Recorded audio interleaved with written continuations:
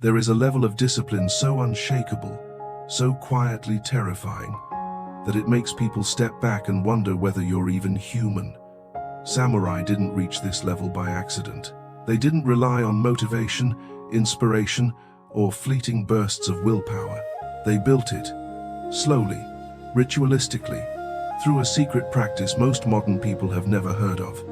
Let me ask you something. Have you ever promised yourself you'd change, wake up earlier, train harder, focus deeper, only to watch that promise crumble within days? Have you ever felt the sting of failing your own standards again and again, even when you knew you were capable of more? If that feels familiar, you're not broken. You're simply operating without the one thing the samurai treated as sacred. A ritual that rewires identity, not behavior. Imagine waking up one day and realizing that discipline is no longer something you force, it's something you are. Imagine living with a mind that does not negotiate, a body that moves even when motivation is gone, an identity forged in unbroken consistency. By the end of this video, you'll understand the ancient ritual that made such warriors possible. Before we begin, subscribe, like, and comment below. I choose unshakable discipline. Your transformation starts now. Chapter 1. The Awakening. Kenzo had spent most of his adult life living in a quiet war with himself. By day, he was a rising project engineer, sharp mind, good reputation, disciplined on paper. But when the sun went down, a different story unfolded. His goals were clear, his intentions sincere, yet every attempt at personal discipline collapsed under the weight of invisible resistance. He would start routines with fiery enthusiasm, cold showers, 5 a.m., wake-up calls, strength training, reading. And for 2, maybe 3 days, everything felt possible. Then came the drift. The negotiations began slowly. I'll skip today. I'll restart tomorrow. I'm tired. One exception won't hurt. But the exceptions became patterns. The patterns became cycles. And the cycles always ended the same. Kenzo staring at the ceiling at 1 a.m., wondering why he felt like a man who could build bridges for a living, but couldn't build consistency within himself. He tried apps, planners, habit trackers, accountability groups. Nothing lasted. Because the enemy wasn't outside, it was inside. A quiet architecture within the brain, designed to conserve energy, avoid discomfort, and protect old identity patterns at all costs. Kenzo believed he had a discipline problem, but one night, after his 3rd failed attempt at a meditation habit, he read a line from an old text on Japanese martial tradition. A warrior does not rise by forcing action. He rises by removing the self that resists it. Something inside him cracked open. Was discipline not something he lacked, but something he had never been taught to build? This question pulled him into an ancient world, one where samurai treated discipline not as motivation, but as ritual. A world where identity was sculpted day after day through practices so unbreakable that even centuries could not erode them. Kenzo didn't know it yet, but he was standing at the doorway of a transformation few people ever experience. And the first step was understanding a secret the samurai guarded for generations. Chapter 2. The Secret. The Ancient Principle.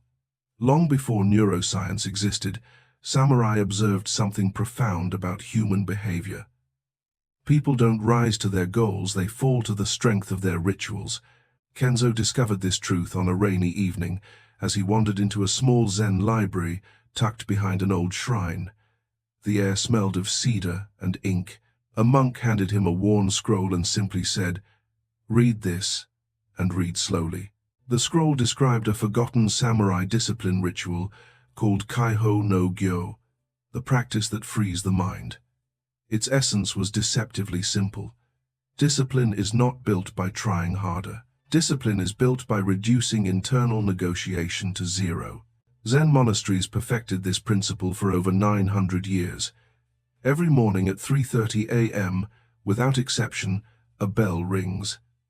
And without exception, monks rise.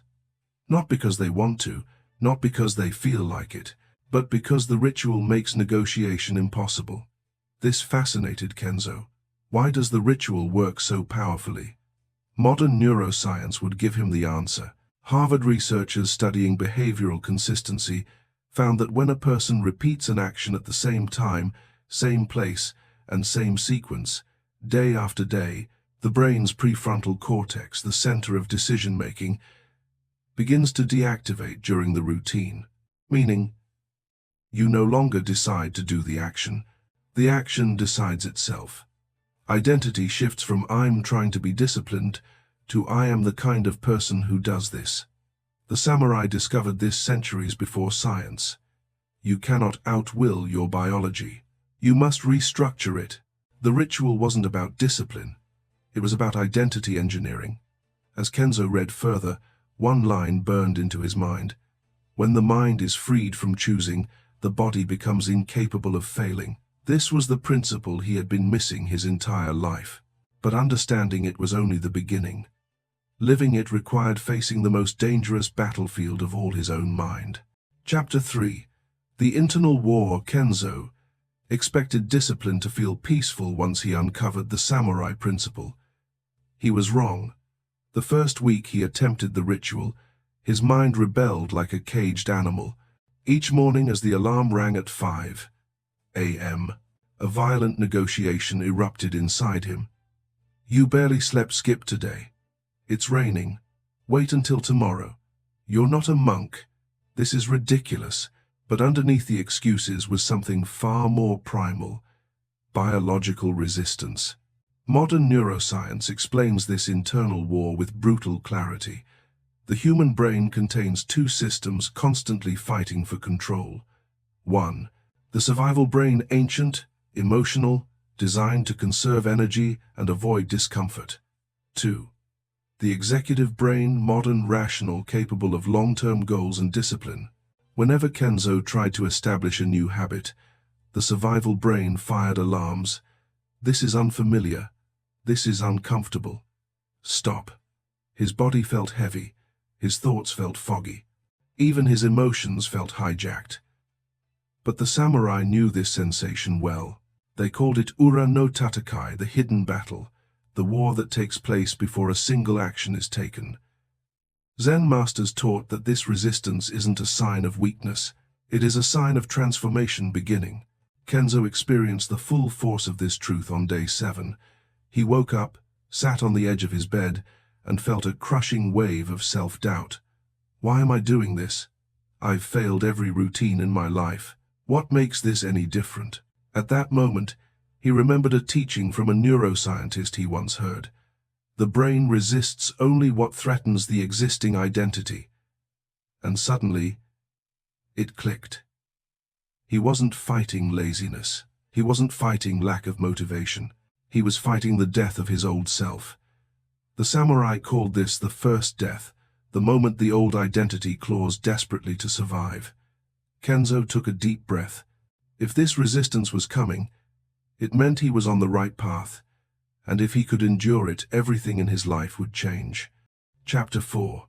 The System and the One Way. Kenzo always believed that discipline relied on motivation. He thought strong emotions created strong habits, but the samurai saw discipline through a colder and far more effective lens. They believed that a warrior does not rise through effort, but through a system that removes the possibility of failure long before action begins. The ancient ritual described a strict structure known as the One Way. It was not flexible. It was not designed for comfort. It was designed to eliminate every internal argument before it could be born. Kenzo began shaping his own one way. Wake at the exact same time, perform the exact same sequence. Repeat with absolute consistency. No negotiation, no improvisation, no thought required. The power of this system became clear by the end of the first week. The moment Kenzo opened his eyes, his body moved before the mind had time to resist. He stood up, he stretched, he breathed. He stepped into the ritual as if following a path carved into stone. Ancient samurai believed that humans fail not because they are weak, but because their mornings begin with choices. Choices create negotiation. Negotiation creates hesitation. Hesitation creates failure. The one way removes the burden of deciding. In the absence of choice, discipline becomes automatic. Modern behavioral scientists have proven the same principle.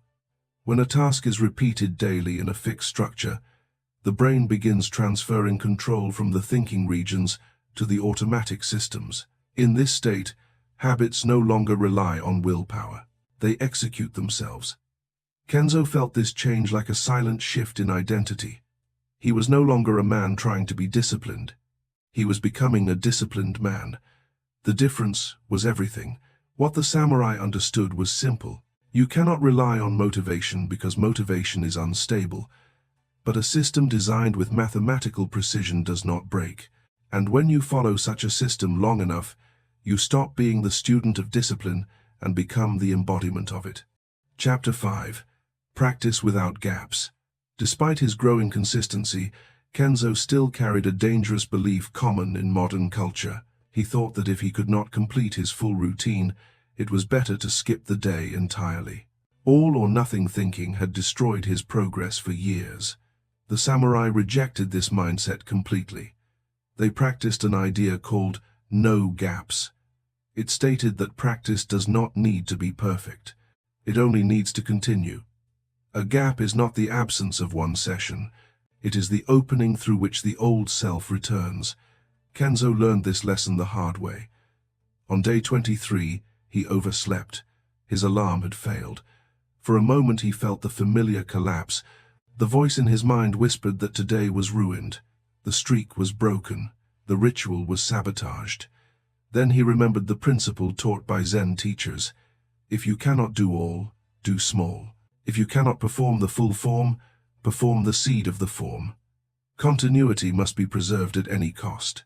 So Kenzo completed a tiny version of his ritual. 1 minute of breath work, 5 slow movements, a short moment of silence. It was imperfect. It was small. But it kept the identity alive. Samurai monasteries often trained through storms, illness, shortages, and war. Their practice never stopped because stopping was more dangerous than doing less. Once the chain breaks, the mind returns to negotiation. Once negotiation returns, the ritual becomes fragile. And once fragile, discipline collapses. Modern psychology calls this the minimum viable habit. People fail because they aim for perfection instead of continuity. The brain does not need intensity to build identity. It only needs consistency. Kenzo felt a quiet strength rise in him that day. He realized he did not need to be perfect to win. He only needed to remain in motion. No gaps. Not even for a moment. Chapter 6. Presolutions and Unseen Obstacles. By the end of his first month, Kenzo believed he had mastered the ritual. He believed discipline had finally become natural, but the samurai warned about a hidden danger far more destructive than laziness or distraction. It was the strike that arrives from an unexpected angle, the obstacle you do not prepare for. Most people fail not because they lack discipline, but because they face a challenge they never planned to meet. A sudden delay, a broken schedule, an urgent demand. In that moment, the mind scrambles for a new plan, and in the panic, the old self takes control. The samurai prepared for this with a method called presolution. It means the answer exists before the problem appears. There is no thinking when life shifts. There is only response. Kenzo wrote a list of every obstacle that had ever broken his routines in the past. Illness, travel, interruptions, fatigue, stress after work. Then he wrote a second list describing exactly what he would do when each obstacle arrived. If tired, perform the light version. If traveling, perform the portable version. If sick, perform the breath-only version. If the morning is disrupted, perform the night version. No decision, only execution. Neuroscientists confirm that the human mind under sudden stress tends to choose the easiest available option. If no alternative exists, the mind defaults to the ritual because it is the only path already written. 2 weeks later, Kenzo faced his test. A late meeting, a missed train, a night that collapsed into exhaustion. But the answer had been written days before. He followed the smaller ritual without hesitation. Not perfect, but unbroken. The samurai believed that a warrior is strong not because he avoids chaos, but because he is impossible to break inside it. Presolution makes discipline unshakable. When the world changes shape, the ritual stands firm. Chapter 7. The Transformation. Something had changed in Kenzo long before he noticed it. The transformation did not arrive as a dramatic moment of victory. It arrived quietly through repetition, through friction, through choices so small they were invisible to everyone except the man making them. The samurai described this shift as the second birth, the moment when discipline stops being an act and becomes a nature. A warrior does not wake up one morning and declare himself transformed. Instead, he moves through his day and realizes there is no longer a battle inside him. Kenzo reached this state during an ordinary morning. His alarm rang. He stood up, his breath stabilized. His body guided him into the ritual. And suddenly, he realized he was not choosing any of this. The actions were choosing him. The ritual was living through him like a river that no longer needed direction to flow. The mind that once resisted, negotiated, postponed, and complained had grown silent. What replaced it was a calm sense of inevitability. The old self had not disappeared through force. It had dissolved through consistency. Modern neuroscience explains that once a behavior migrates fully into the brain regions that govern automatic action, self-control is no longer required.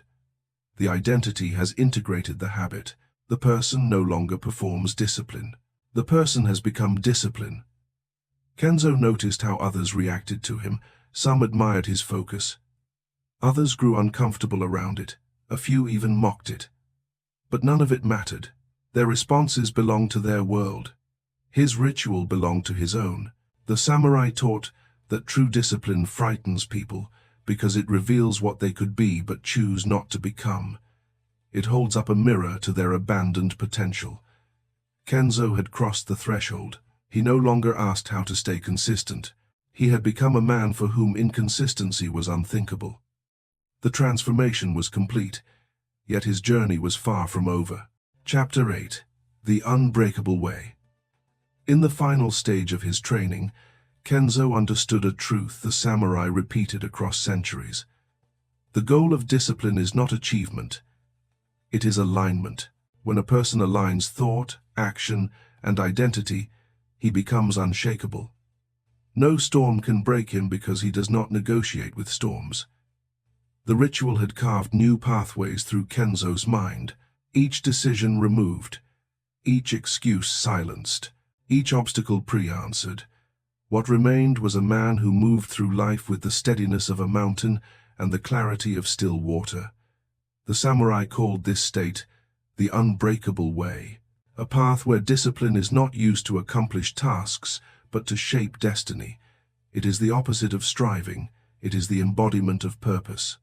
One evening, Kenzo reflected on the earlier version of himself, the man who hesitated, the man who relied on motivation, the man who carried dreams larger than his discipline. That version now felt like a distant memory from another lifetime. He realized that discipline had never been about pushing harder. It had always been about removing the self that resisted growth. The ritual did not strengthen his willpower.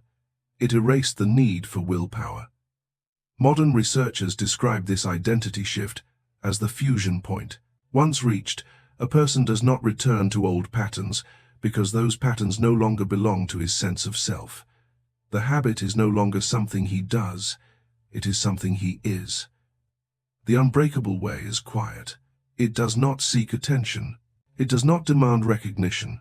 It simply expresses itself through reliability, through consistency, through the gravity of a life lived with purpose. As Kenzo stepped forward into the path ahead, he understood the final teaching of the samurai. Discipline is not the cage. Discipline is the key. The man who masters it becomes free. The question that remains is simple. Will you walk this path or return to the comfort of the familiar? Conclusion. In the end, the journey of discipline is not a battle of strength. It is a return to truth. Every human carries two paths within them, One is shaped by hesitation and negotiation. The other is shaped by clarity and action. The samurai chose the second path, not because it was easier, but because it was the only path that led to freedom. Kenzo discovered what every warrior eventually learns. Discipline is not a punishment. It is a form of liberation. It frees the mind from confusion. It frees the body from resistance. It frees the spirit from the weight of unfinished intentions. The ritual becomes the anchor that steadies a life once shaken by doubt. And now the question turns toward you. What version of yourself will you allow to survive? The old self that waits for motivation, or the new self that moves with certainty? The samurai believed that a single decision can alter the direction of a lifetime. Not a dramatic decision, but a quiet one. The decision to begin. The decision to continue. The decision to remove all negotiation. If this message sparked something inside you, then step forward, subscribe to the channel, activate the bell, and write your declaration in the comments. Tell the world what discipline you choose to embody from this moment onward. Your future identity is waiting. Take the first step and let the ritual reshape you.